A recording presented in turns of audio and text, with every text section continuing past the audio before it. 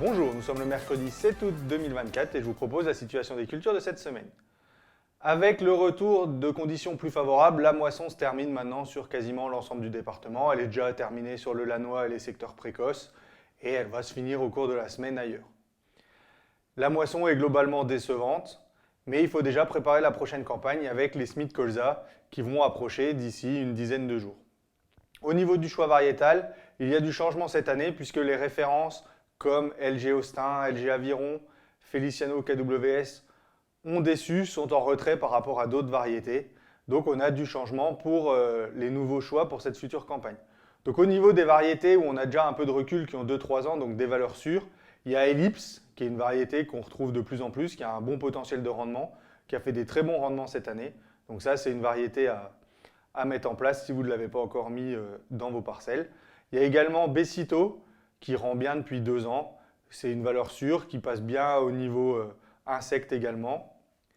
On va retrouver également, mais là plutôt dans des terres plutôt profondes, l'Idultimo, qui est une variété qui a un bon potentiel de rendement, mais qui est plutôt tardive. Donc il faut que ça se finisse plus tardivement, donc éviter dans les sols trop précoces. En ce qui concerne les nouveautés à essayer cette année, donc on a KWS Mikados, qui a un bon potentiel de rendement cette année, qui était déjà avec un bon potentiel de rendement l'année dernière. RGT Seos, DK XDK et LG Adapt, qui sont des variétés qui ont été inscrites en 2023, qui étaient bien à l'inscription et qui confirment cette année avec des bons potentiels de rendement.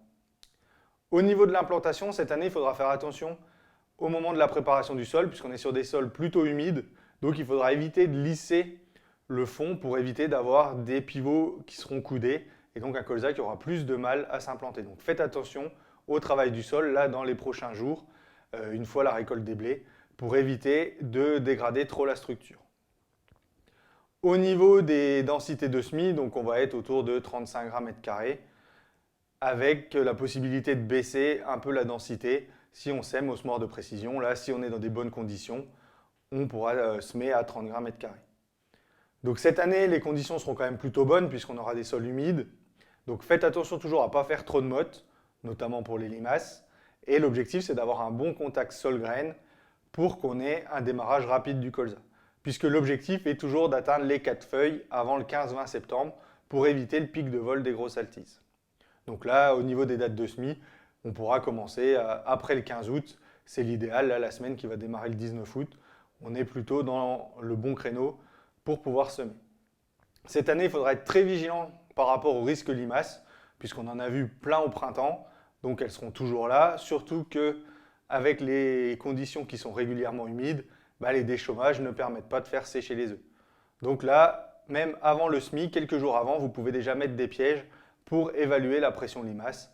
Et si on est à 3-4 limaces par mètre carré, il faudra déjà intervenir avant le semis pour que le colza puisse lever. Et dès la levée du colza, il faudra être très vigilant, surtout si on garde des conditions humides, parce qu'on sait que ça peut aller très vite, les limaces peuvent vite faire du dégât.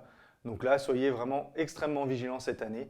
Donc ça passe par un semis appuyé pour éviter d'avoir des interstices où les limaces peuvent se déplacer. Et donc il faudra vraiment être très vigilant et ne pas hésiter à intervenir pour préserver la culture. Je vous souhaite une bonne semaine, à la semaine prochaine.